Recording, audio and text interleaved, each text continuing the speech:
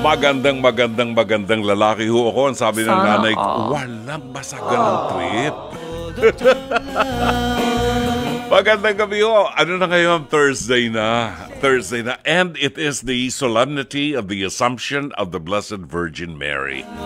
So, napahaba ang kwentuhan namin kanina ni Tita Laila. Pero at least, nagampan na namin ang tungkulin namin na magpahayag ng mabuting balita sa ating programa. Batiin ko lang yung aking apo na si Juanito Banaag Atud. Juanito Banaag III. At si Tata Lizel na ngayon ay nasa Pineda, Pasig. Dito lang ho, sa tabi namin dito. At nanonood daw ngayon sa programa natin. Maraming salamat sa inyo ha. At kay Steph, yung ating daughter-in-law. Magandang gabi rin sa lahat ng taga Pineda. Kay Mami Mima. At kay Lolo RD, magandang gabi sa inyo. Welcome po sa ating programa. Bakit natin binabati yung aking apo? Sapagkat tayo po ay nadidinig ngayon sa 92.3 Radyo 5 True FM sa buong Mega Manila. Tayo rin po ay sabay na napapanood at napapakinggan sa Facebook page ng 92.3 True FM. Pakishare na lamang po ang ating live stream para po sa ating episode ngayong gabi ho. At syempre mga kapatid, i-follow, like, and share ang ating social media accounts.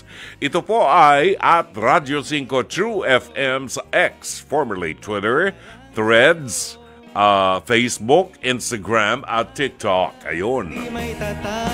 Don't forget, wag ho ninyong kalimutan mag-subscribe sa Radyo 5 True FM YouTube channel. Kung sakaling meron kayo na-miss sa mga episodes namin, dyan nyo ho makikita. Para naman sa mga nais maging bahagi ng ating programa at makibahagi ng kanilang kwento, maaari po ay magpadala ng inyong mensahe, liham, kasaysayan, problema na gusto nyong talakayin po natin at nangangailangan ng counseling sa ating Dr. Love Facebook Messenger o dili kaya tumawag po sa ating hotline sa 8631-5788 at 8631-6674. Pagkain pang-spiritual. Mga salita ng Diyos na nag-iiwan ng pag-asa, kapanatagan at kapayapaan. Pagkain pang-spiritual, hango sa bagong tipan ng banal na aklat. Pagkain pang-spiritual. Narito ang ating pagkain pang-spiritual sa araw na ito ng Huwebes, 15 ng buwan ng Agosto, Memorial ng solemnity ng Assumption of the Blessed Virgin Mary. Ang mabuting balita ay matatagpuan sa 18 kabanata ng Ebanghelyo sang-ayon kay San Mateo. Talata 1 hanggang 5, talata 10 at talata 12 hanggang 14. Nang mga sandaling yun, lumapit kay Jesus ang mga alagad at nagtanong, "Sino po ang pinakadakila sa kaharian ng langit?" Tumawag si Jesus ng isang bata, pinatayo sa gitna nila at sinabi, "Tandaan ninyo, kapag hindi kayo nagbago at naging katulad ng mga bata, hindi kayo makapapasok sa kaharian ng langit. Ang sino mang nagpapakababa na gaya ng batang ito ay siyang pinakadakila sa kaharian ng langit. Ang sino mang tumatanggap sa isang batang katulad nito, alang-alang sa akin, ako ang kanyang tinatanggap. Pakaingatan ninyong huwag hamakin ang isa sa maliit na batang ito. Sinasabi ko sa inyo, ang kanilang mga anghel ay laging nasa harap ng aking Ama na nasa langit. Ano sa palagay ninyo ang gagawin ng isang taong may 100 tupa kung nawala ang isa sa mga yun?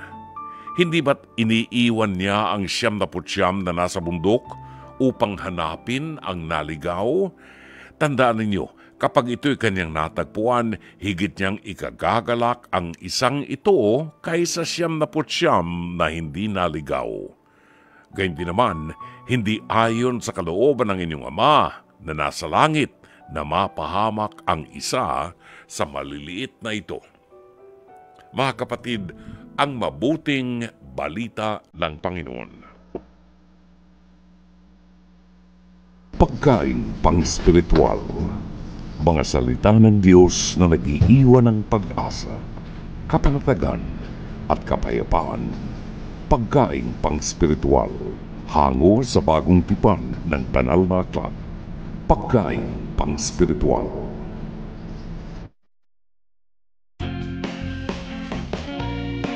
Alright, 9:53 ang ating tumpak na oras.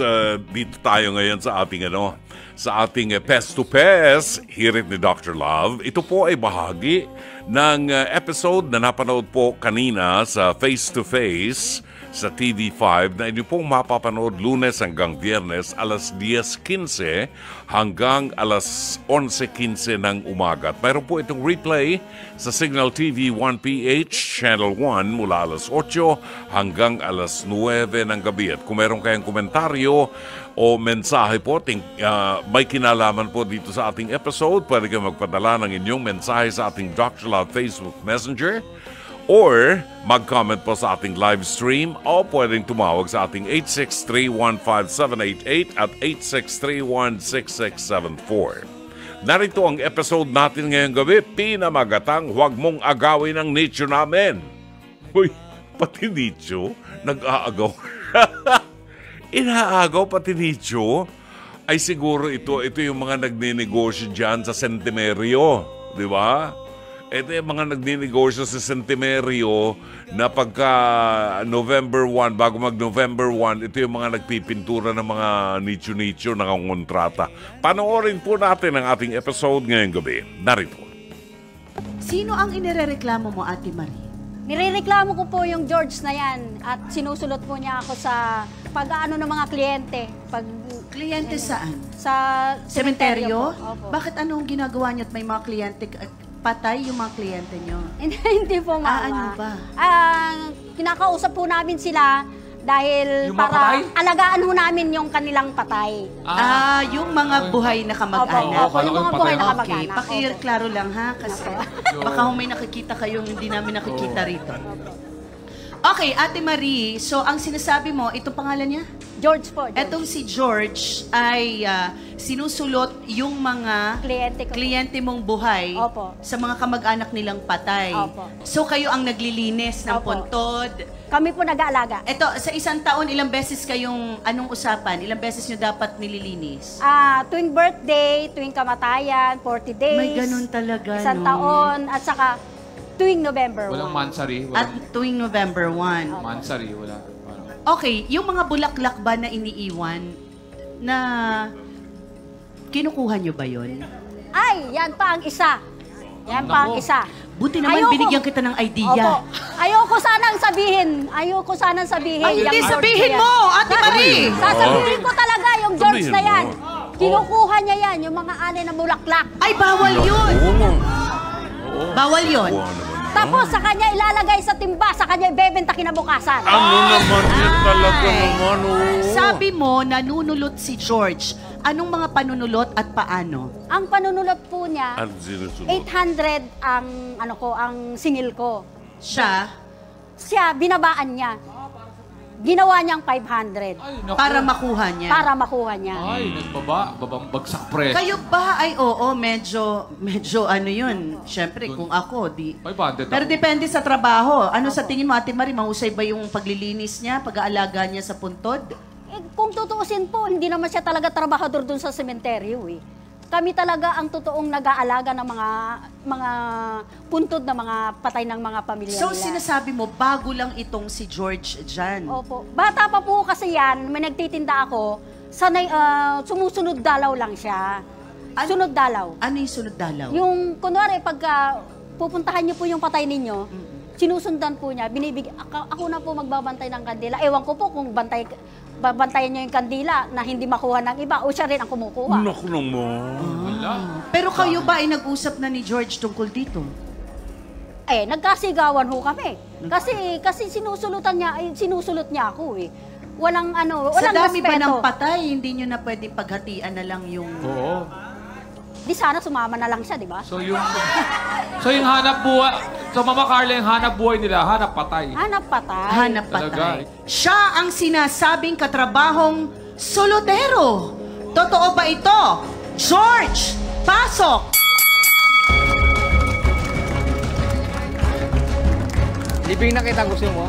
Kung gusto mo, isama pa kita eh. Sumapang ka eh.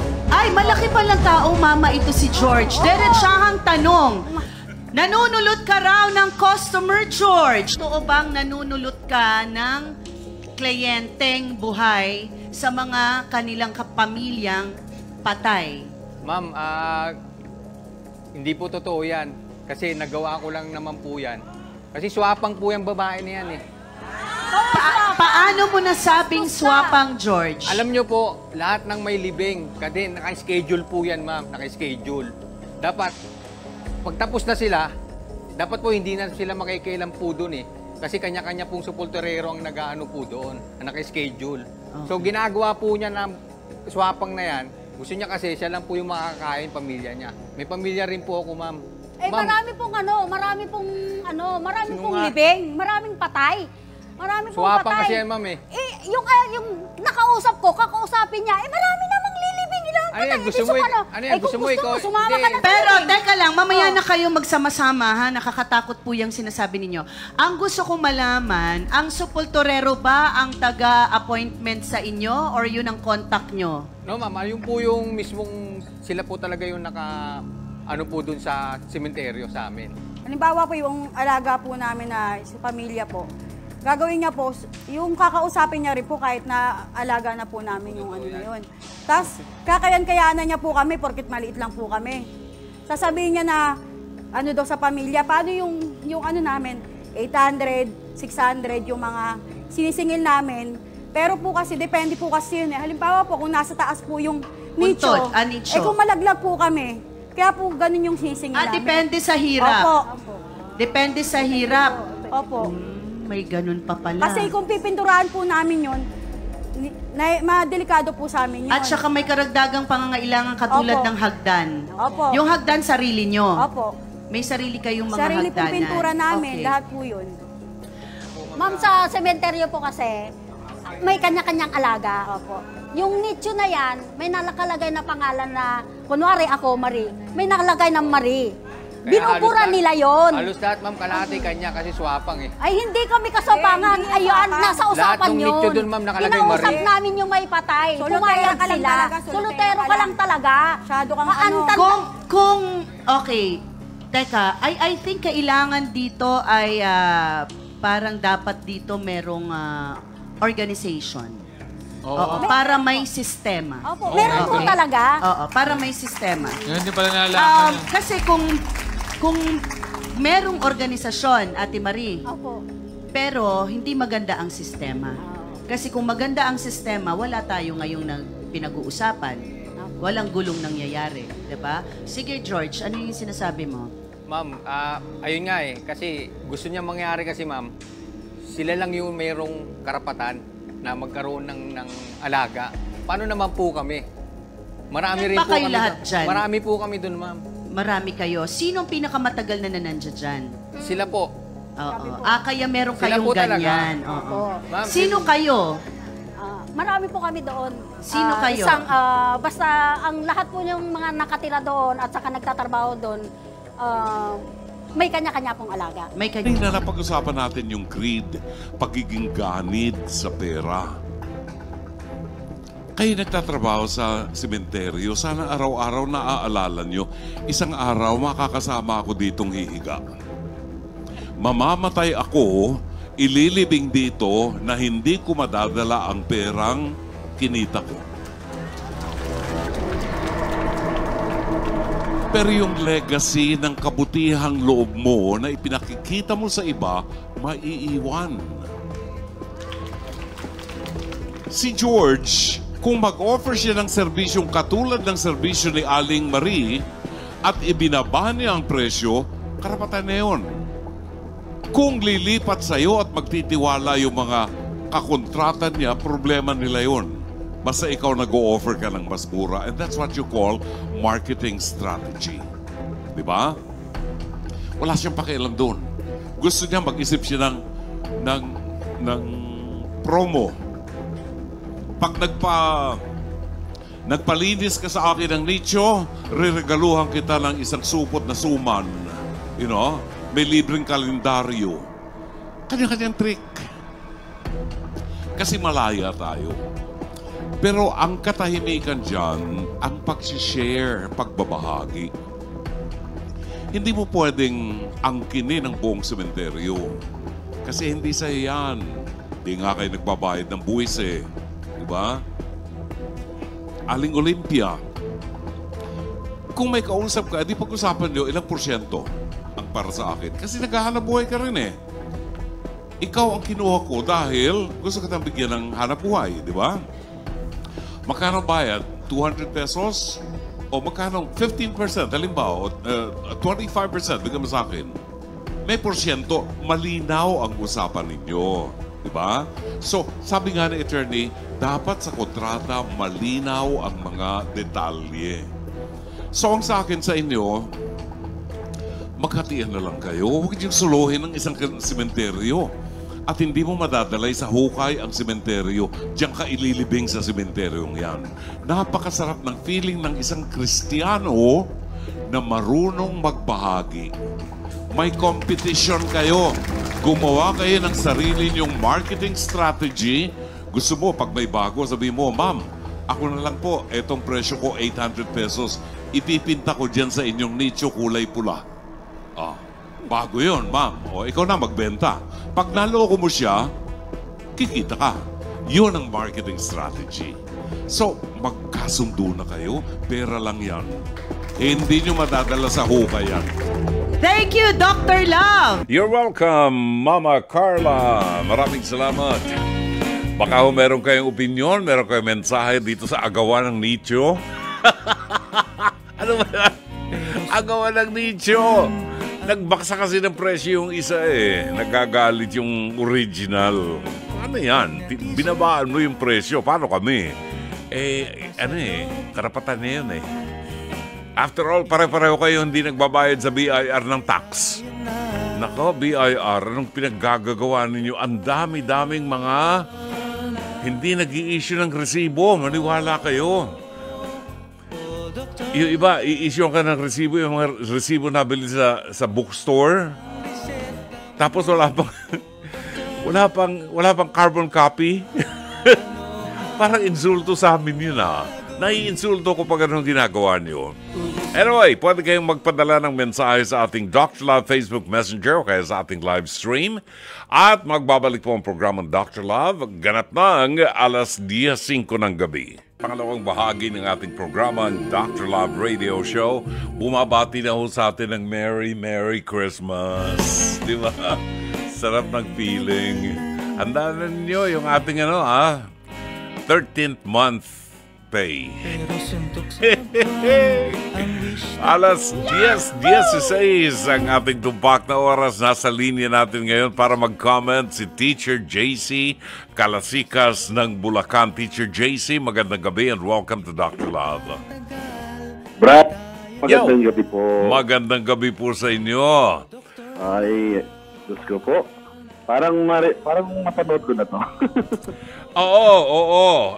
Iyan ay tungkol doon sa mga nag-aalaga ng nicho na nangungontrata. Yan. Ang usapan nila, itong si George kasi nagbagsak presyo, di maraming nakuhang customer. Nagbagsak presyo. Sabi ko dun sa kay Marie, karapatan niya yan. Kasi negosyo yan eh. Malaya ang negosyo natin. Gusto mo, di pambigay mo ng libre ang serbisyo mo, di mas maraming kukuha ng serbisyo mo dahil libre. So ang gawin mo, kung merong magpapaalaga ng nicho, kung merong ililibing halimbawa, ngayong araw na ito, ililibing, dapitan mo, sabi mo gusto mong i-offer sa yung services mo, yun nga, magbibigay ka ng libreng lollipop pagka minsan isang buwan kung magpapalinis ng nicho. Di ba? Ano sa palagay mo? May ground ba yung reklamo ni Marie? Actually, brother, dun tungkol yan sa May ground kasi po parang sinulot nga ni George yung video. Oo. So, di ba sila nahihiya? Diyos ko, patay yung pinag-anuhan nila, pinag-aagawan. Oo. Diba? Pati ba naman yung bulaklak, kinuwas, bebenta kinabukasan. Masama na yun. That's very unethical. Very unethical. Hindi Pero tama yun. yung discrepancy ni George na pagtak presyo yung Dutch marketing nga ako yun. Oo. And then, yun nga lang ko, pag marketing, baka mamaya ho bagsak presyo nga, mamaya pabayaan naman yung video mo. Di ba mali na yung ibig sabihin nun, good for 1 month lang ang transaction sa kanya kasi pag nakita ang pinababayaan niya, tigilan mo na yan. Huwag na ikaw.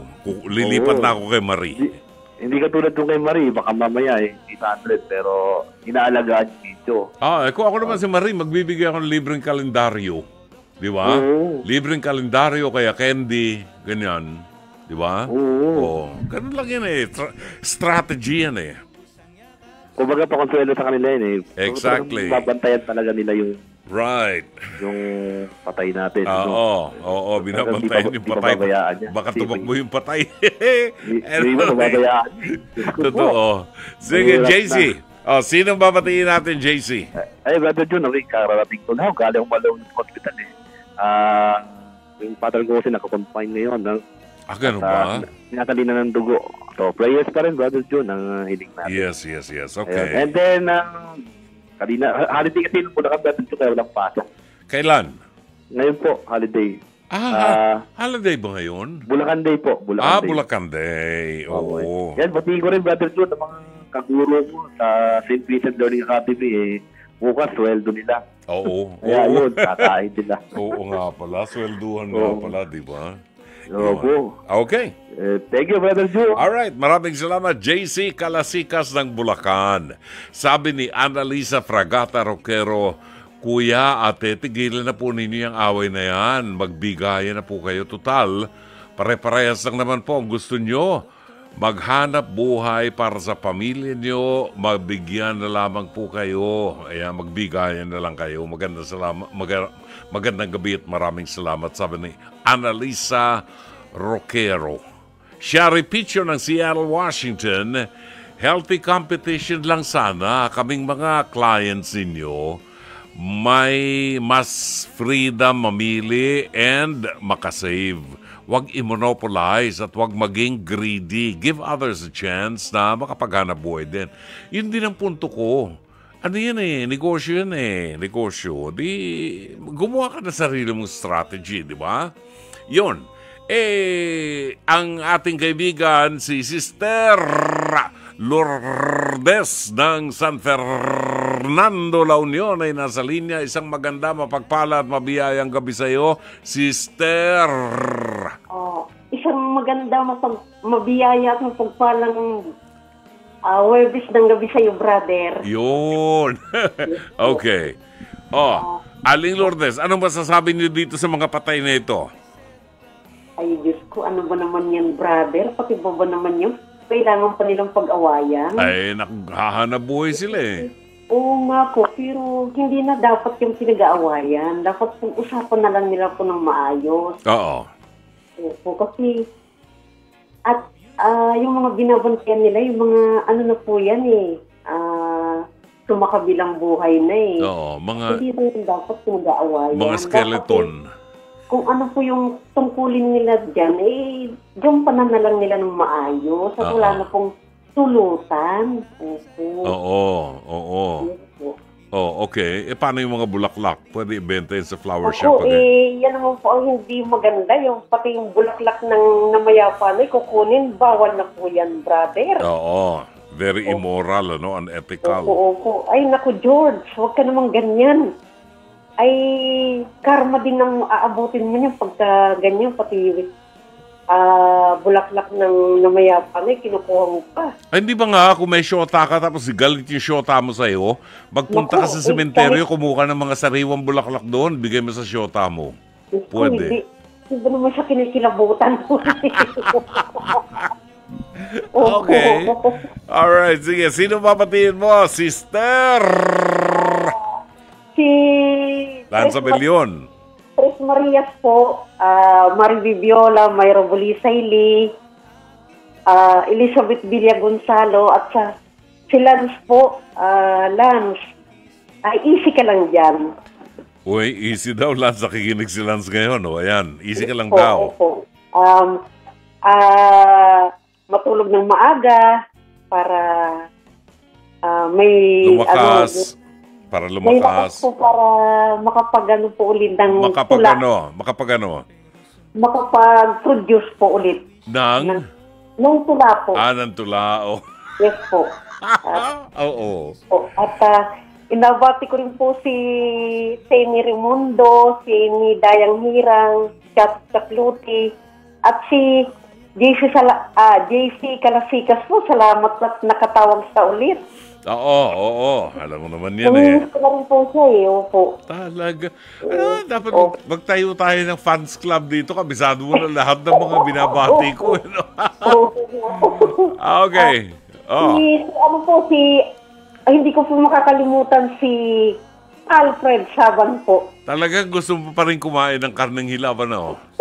Yes. Yung karne ng isda na hilaw. Opo, matukman ko nga po kung ano talaga kung yung Ay, naku po, karneng hilaw na yun. maghanap ka dyan sa La Union ng mga nagbebenta ng ng salmon. Sa Tagalog, salmon. O kaya tuna. Ayun po yun. Tuna. Yan. Ayun, masarap po yung tuna. Opo. Ay, hindi inaalmusal yun. Oo. Hindi inaalmusal. Kasi hilaw yun. Opo. Oo. Isasaw mo sa toyo yun. Siguro for the first time na makakatikim ako nun. Gagamitan mo ng chopsticks. Opo. Oo, ganun. Masarap yun. Pag natikman mo. Makatikim, makapunta nga po dyan. Oo. Kahit sa La Union, humanap ka naman Japanese restaurants sa La Union. Oo. Meron silang sashimi dyan. Opo. Okay? Opo. Sige po, salamat po, brother. Alright, thanks a lot. Si Sister Lourdes ng San Fernando. God bless you too. Salamat. Po. Thank you. Si Roberto Ignacio ay nais bumati sa kanyang kaibigan na si Catherine Galanida na nagdiriwang ng kanyang ika-22 kaarawan ngayon. Happy birthday to you ang pagbati buhat kay Roberto Ignacio. Lanza Bellon.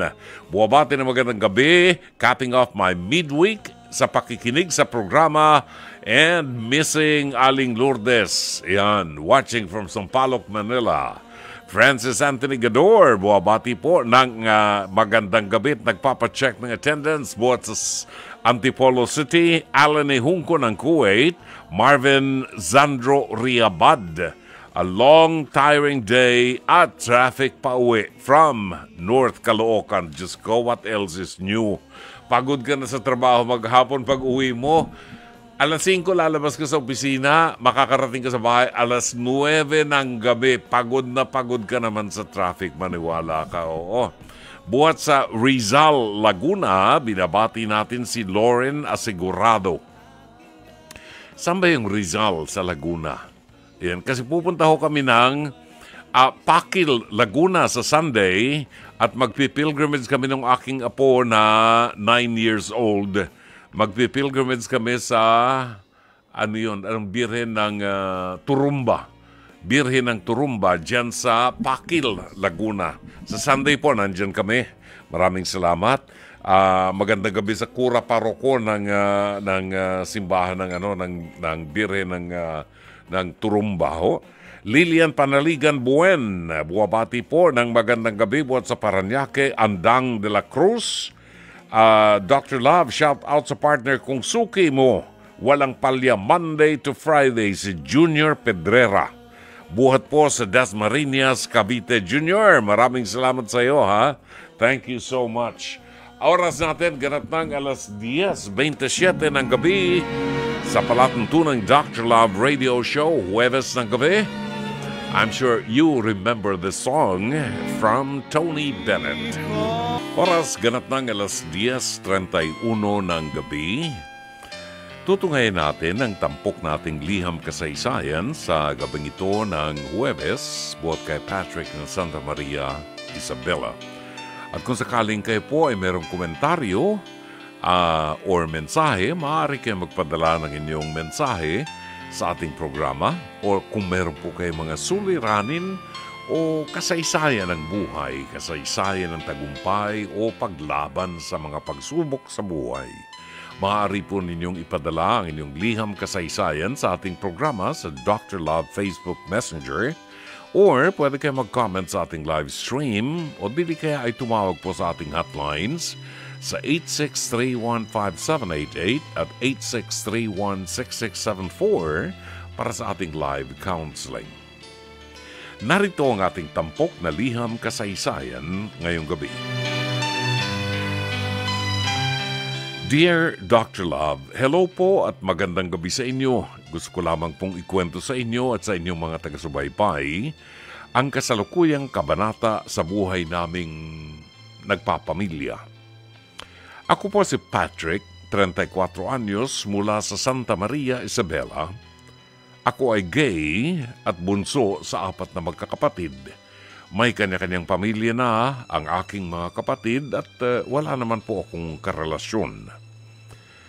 Ang panganay at pangatlo naming mga kapatid ay based in Manila at nasa New York naman po ang pangalawa naming kapatid kasama ang nanay namin. Bata pa lamang kami, may naririnig kaming may pamilya sa labas ang tatay namin sa Nueva Vizcaya. Sa kabila nito, hindi namin ito pinag-uusapan hanggang sa nagkasakit siya ng psoriasis sa buong katawan after niyang mag-retire sa trabaho.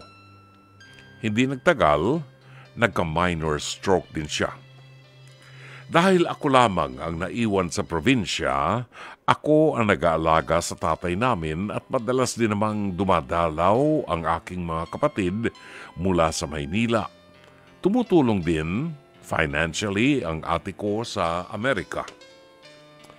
Nang malaman ito ng other woman ng tatay namin, nag-reach out siya sa amin at nagboluntaryong tumulong sa pag-aalaga sa tatay namin.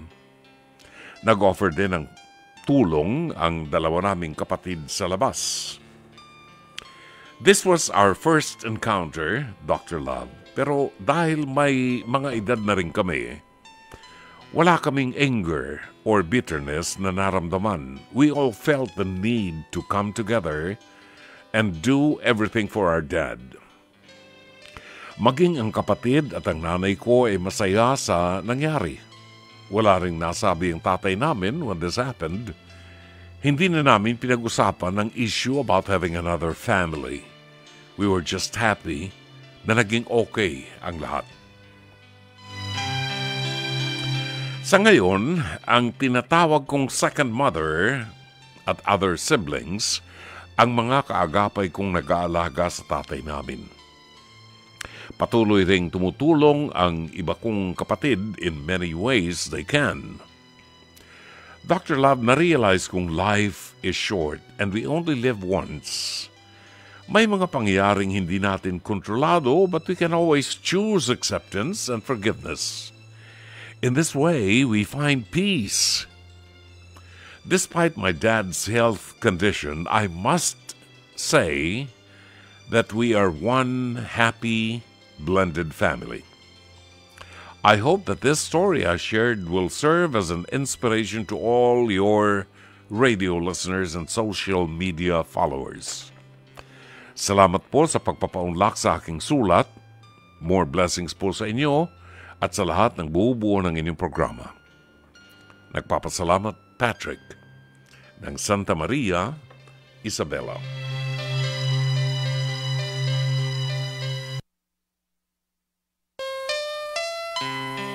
Maraming salamat sa iyo, Patrick. Actually, ang ibinahagi sa atin ni Patrick ay hindi problema. So, wala tayong counseling. But napakaganda nung kanyang kasaysayan. Alam niyo, ang bawat isa sa atin ay may kahinaan at hindi ho tayo perfecto. Nakakagawa tayo ng mga bagay na pinagsisisihan natin pagdating ng araw dahil na-realize natin na mali. And hindi po ligtas dyan si Dr. Love. Si Dr. Love mismo ay naging mahina din one way or the other. At ang mahalaga po ay binago natin ang isang pagkakamali. No? Kung tayo patuloy na mabubuhay sa isang kamalian, yun po ang hindi maganda. Pero kung na-realize natin ang nagawa natin na isang malaking pagkakamali at pinagsisihan natin at gusto nating ituwid ang ating buhay, ano pang hahanapin natin? So, anong aral na iniwan sa atin ni Patrick? Pupwedeng piliin nila na maggalit sa kanilang ama hanggang kamatayan, magtanim ng sama ng loob, at pupwede rin namang piliin ang isang napakaganda at positibong paraan ng pagpapatawad at pag-unawa na ngayon ay inaani nila ang bunga ng kanilang pag-unawa at ang pagpapatawad. Hindi po madali ang magpatawad. Kinakailangan dito ang determinasyon mo na unawain, mahalin, at bigyan ng isang pagkakataon pa ang isang nagkasala. At sa mga naging biktima katulad ng pangalawang pamilya nung tatay ni Patrick, isang napakalaking biyaya para sa kanila na matanggap ang kapatawaran at ang pag-unawa ng inyong pamilya sa isang kamaliang nagawa din ng kanilang ina at ng inyong ama. Makikita natin ang isang dakilang pag-ibig ng Diyos, ang isang aral na iniiwanan ng Diyos sa atin na tayo ay kailangang matutong magpatawad upang makamit natin ang ganap na kapayapaan. Kinakailangan nating matutuhang patawarin ang mga nagkasala sa atin, lalo na ang mga taong nakauunawa na sila'y nakagawa ng kamalian at gustong itama ang isang maling nagawa sa buhay.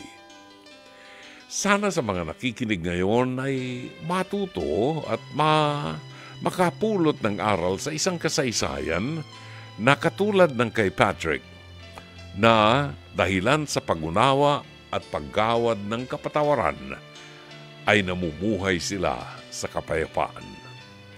Sana'y natulungan ka ng palatuntunan ito. As always, Dr. Love. Awiting ito ni Astro Gilberto, in other words, Fly Me to the Moon. Sarap ng feeling, ano? Pansamantala ho, tayo magpapaalam at muling magbabalik bukas ng gabi alas 9:30 hanggang alas 11 ng gabi. Sana po ay naging makulay, makabuluhan ang isang oras at kalahati ng ating pagsasama. Maraming salamat po sa ating buong production staff, sa pamuno ng ating General Manager ng Nation Broadcasting Corporation, Mr. Raul de la Cruz, ang head ng Programming and Production Alvin Maanyo, ang ating Operations Manager Cherry Baile, ang ating very supportive na producer si Jake Bakwood, ang ating naging Technical Director ngayong gabi si Direct Joey Perez, ang technician natin si Ron Ortigas, Orad Operator Mike Santillan, at siyempre hindi nawawala ang ating PA and Avid Operator Jairian Manipon. Ito po naman si Brother June Banag, OP, pansamantalang magpapaalam hanggang bukas muli. Magandang gabi, maraming salamat. Shalom Aleichem.